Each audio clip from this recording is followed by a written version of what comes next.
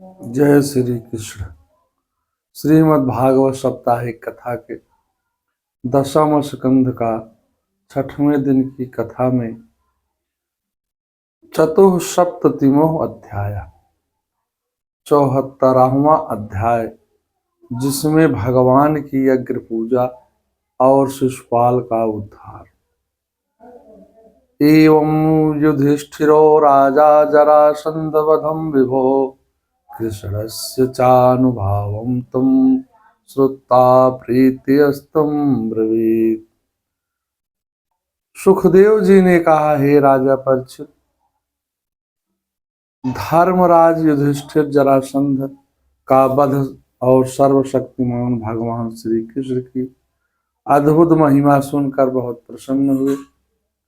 उन्होंने भगवान श्री कृष्ण की अनुमति से यज्ञ में वेद पाठी ब्राह्मणों को तथा व्यास, भरद्वाज, सुमंत, वशिष्ठ, चमन आदि बड़े बड़े वेदज्ञ महर्षियों को सम्मान पूर्वक बुलवाया और उनका ऋत्विक आचार्य आदि से के रूप में वर्ण किया। इसके अतिरिक्त द्रोण, भीष्म, कृपाचार्य, धृतराष्ट्र, दुर्योधन आदि तथा महामति विदुर को भी बुलवाया गया। सभी देशों के नरपत एवं उनकी प्रजा भी यज्ञ महोत्सव देखने आए। इंद्र आदि देवता भी पधारे। कृष्टम तम यथा नामनम दीक्षायांचिकिरे नृपम। इसके बाद ऋत्विज ब्राह्मणों ने सोने के हलों से यज्ञ भूमि को जुतवा करके राजा युधिष्ठिर को शास्त्रानुसार यज्ञ की दीक्षा प्रदान किया। प्राचीन काल में जैसे वरुण देव के यज्ञ में सब के सब यज्ञ पात्र सोने के बने हुए थे, वैसे ही युधिष्ठिर के यज्ञ में भी बने हुए थे। यज्ञ का शुभारंभ किया गया। इसके बाद यज्ञ में अग्र पूजा का विचार प्रारंभ हुआ। विवेकशील एवं ज्ञानी पुरुषों की अधिकता के कारण इस यज्ञ का कोई निर्णय नहीं हो सका।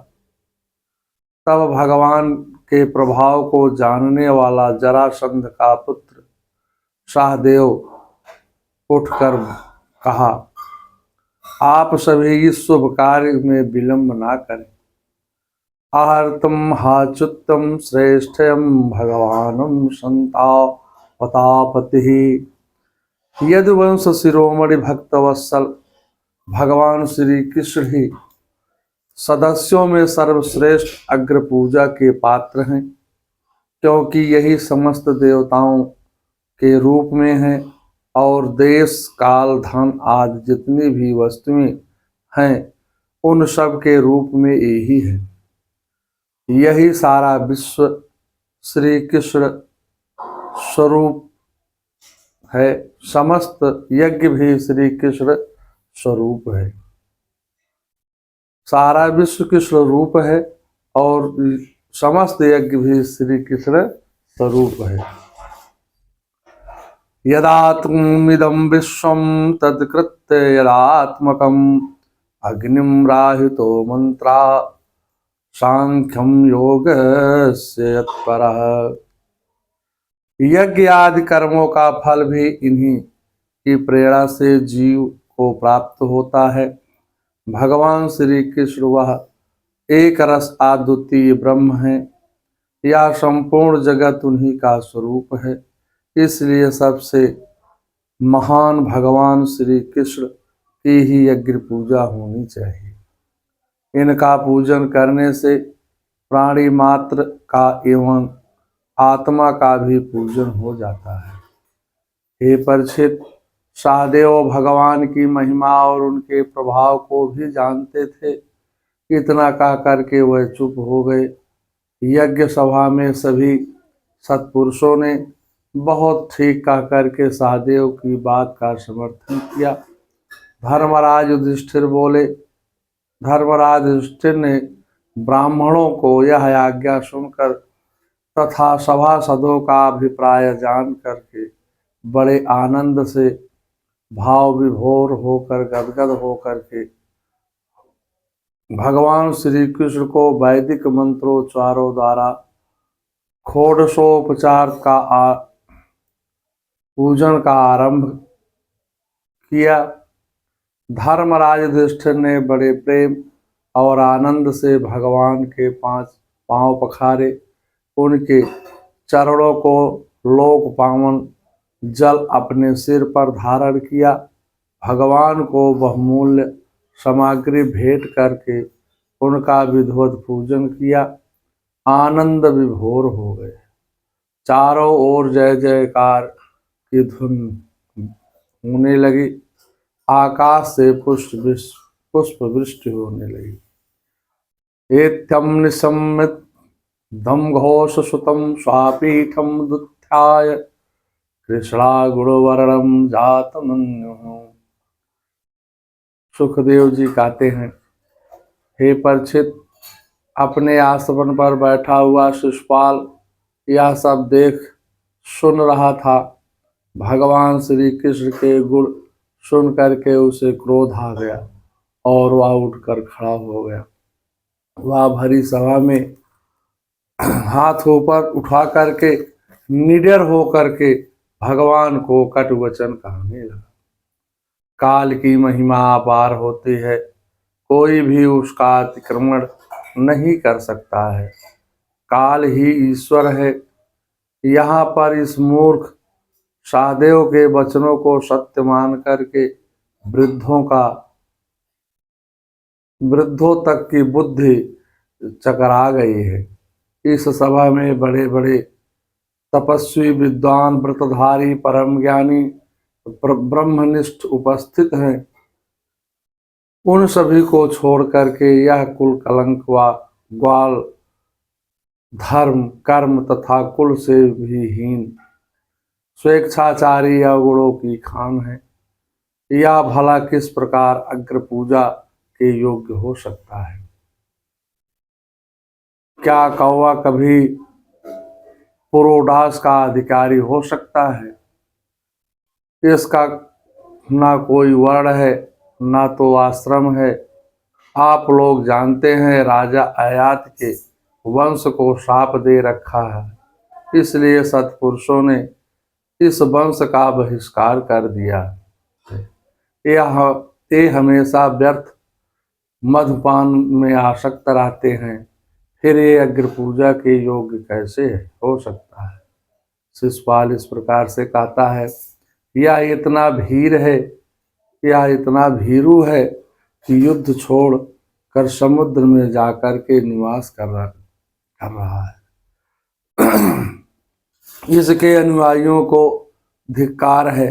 शिशुपाल का सारा शुभ नष्ट हो चुका था।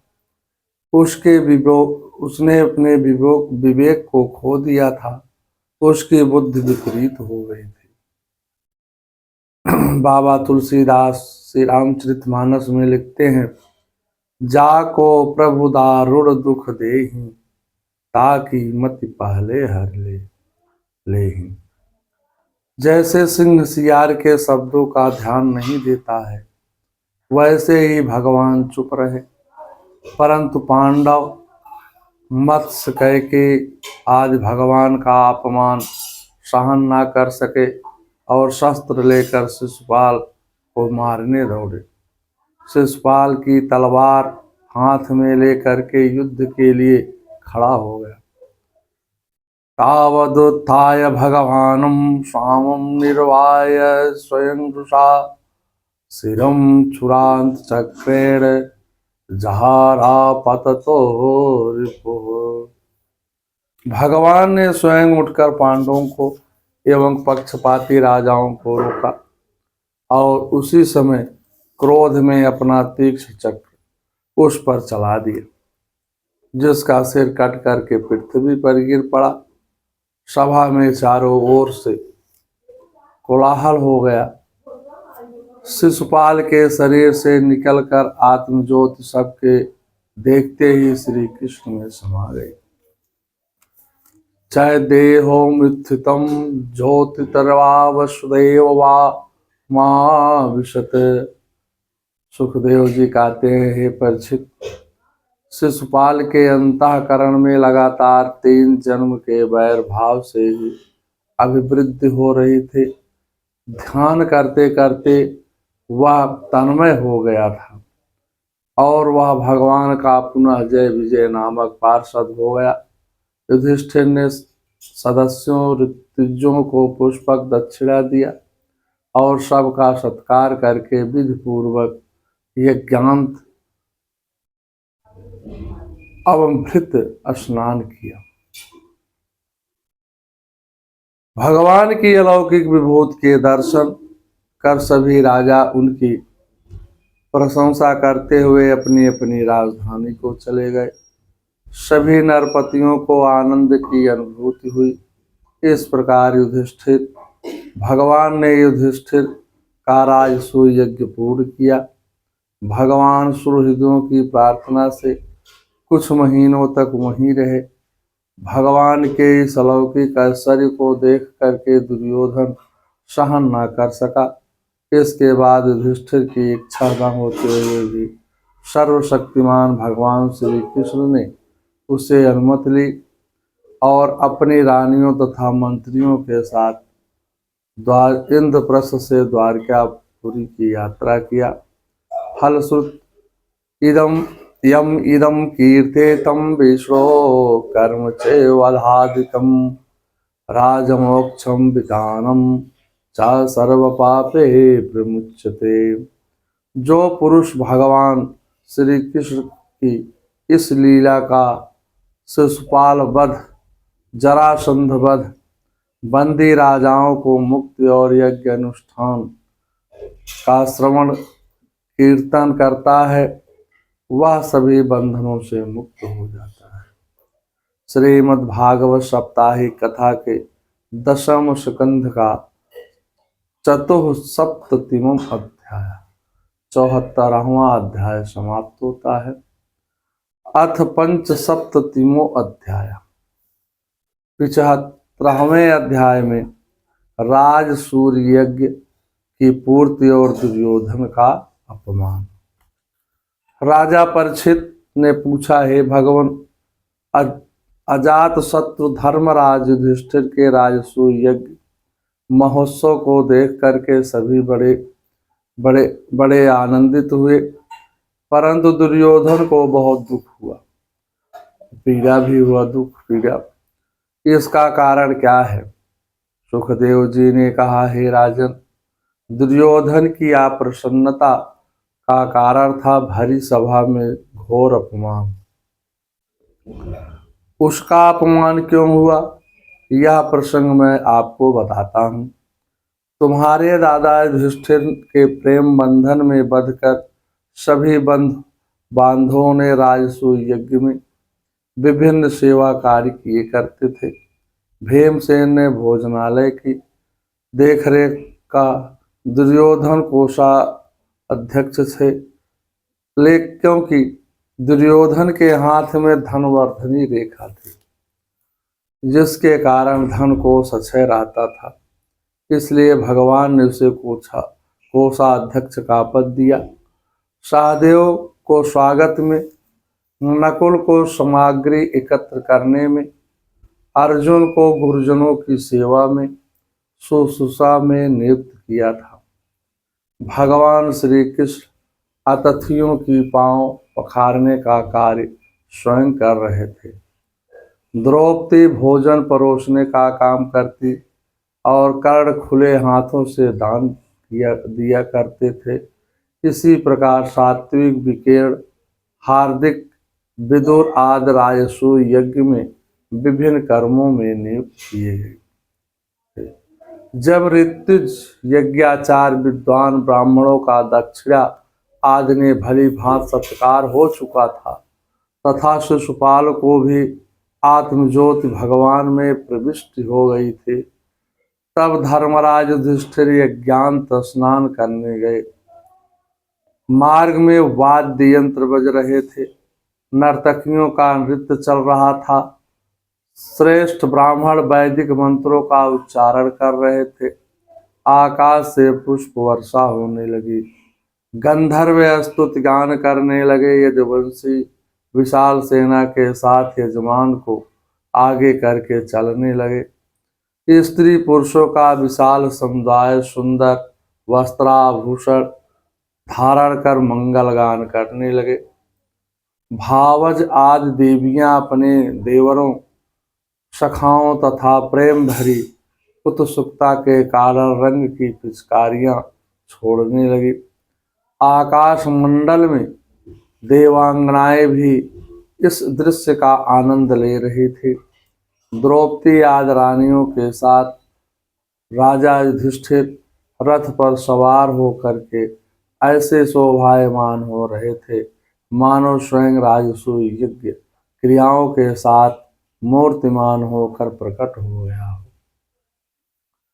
ऋतुज्ञों ने वैदिक मंत्रों के साथ राजा युधिष्ठिर तथा द्रौपदी को विधि पूर्वक स्नान करवाया। आकाश से पुष्प वृष्टि होने लगी। सभी वर्णों एवं आश्रम के लोगों ने गंगा जी में स्नान किया। महाराज युधिष्ठिर भगवत परायण थे। उन्होंने नई रेशमी धोती और दुपट्टा धारण किया। आगंतुकों को यथाविधि द्रव्य दक्षिणा प्रदान किया। इसके बाद वह लोग धर्मराज से अनुमति ले अपने अपने स्थानों पर चले गए। भगवान अपतत्राम नासित प्रियंकरा। भगवान श्री कृष्ण ने यदुवंशी शांब को द्वारकापुरी भेज दिया और स्वयं राजा युधिष्ठिर की अभिलाषा पूर्ण करने के लिए उन्हें आनंद देने के लिए वहीं रह गए। महाराज युधिष्ठिर के अंतापुर की सौंदर्य संपत्ति और राजसूय यज्ञ द्वारा प्राप्त महल को देख करके दुर्योधन का मन डावा ने जलन से भर गया। एक दिन मय दानव द्वारा निर्मित राजा युधिष्ठिर सोने के सिंहासन पर विराजमान थे। बंदी जन उनकी स्तुति कर रहे थे। तत्र दुर्योधनो मानो प्रीतो भात भी निपम।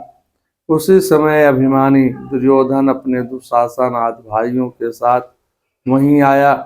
हाथ में तलवार लेकर द्वारपालों और सेवकों को डांटता हुआ सभा में घुसने लगा। उस समय सभा में मय दानव ने ऐसी माया फैला रखी थी कि दुर्योधन ने उससे मोहित होकर के स्थल को जल समझकर वस्त्र समेट लिए और जल को स्थल समझकर उसमें गिर पड़ा। उसके गिरते देख करके भीमसेन और राजरानियां एक दूसरे जोर जोर से हंसने लगे। फिर भी युधिष्ठिर उन्हें ऐसा करने से रोक रहे थे, परंतु हे परीक्षित जी, उन्हें इशारे से श्री कृष्ण का अनुमोदन प्राप्त हो चुका था। इससे दुर्योधन लज्जित हो गया और उसका रोम रोम क्रोध से जलने लगा। वह वहां से मुंह लटका करके हस्तिनापुर चला गया। युधिष्ठिर का मन भी खिन्न सा हो गया।